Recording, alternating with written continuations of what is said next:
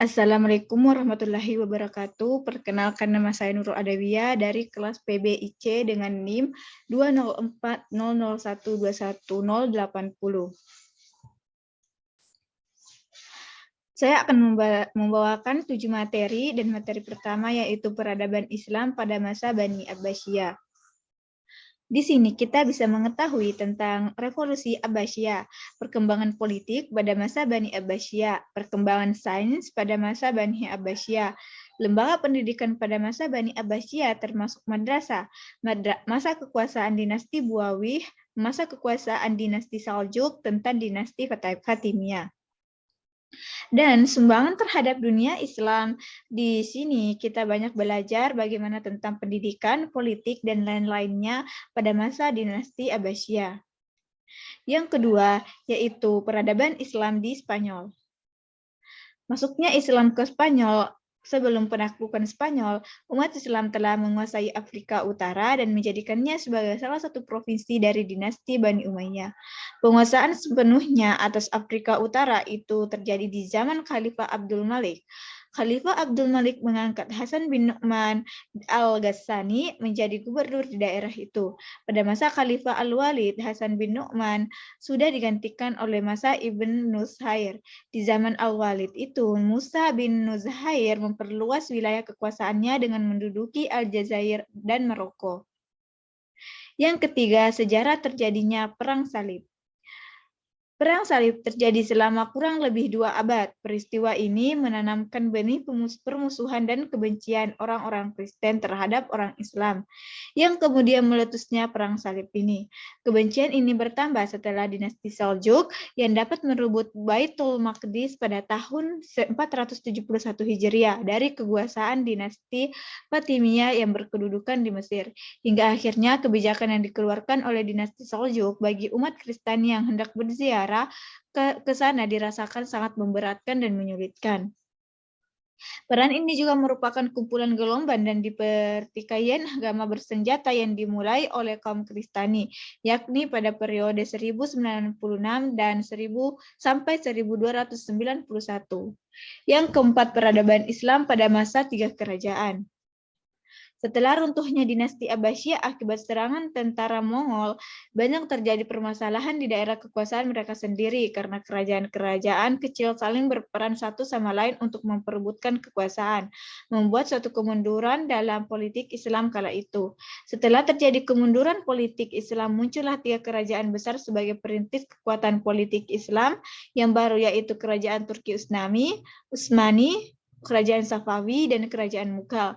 Dari 3 kerajaan tersebut pun memiliki latar belakang yang berbeda-beda, seperti Kerajaan Turki Utsmani yang berasal dari bangsa Turki yang berasal dari kabilah Oghuz yang mendiami daerah Mongol, dan daerah negeri Cina yang setelah 3 abad kemudian mereka pindah ke Turkistan.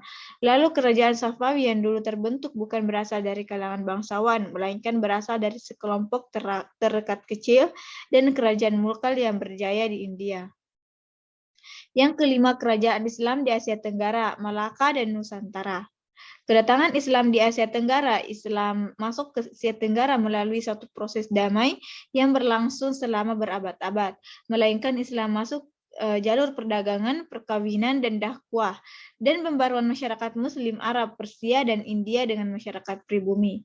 Watak dan karakteristik Islam di Asia Tenggara. Beberapa hasil studi menegaskan bahwa Islam di Asia Tenggara memiliki watak dan karakteristik yang khas, yang berbeda dengan watak Islam di kawasan lain, khususnya di Timur Tengah yang merupakan jantung dunia Islam. Kerajaan-kerajaan di Malaka dan Nusantara, yaitu Kesultanan Malaka, Samudra Pasai, Kesultanan Aceh, Kesultanan Demak, Kerajaan Pajang, Kerajaan Mataram, Kerajaan Cirebon, dan Banten. Yang keenam yaitu reformisme Islam.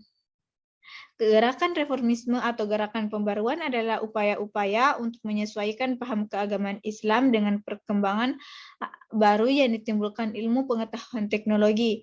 Dalam hal ini, gerakan reformisme Islam dimaknai sebagai gerakan pembaruan dalam pola pikir dan cara hidup yang murni menurut Islam itu sendiri.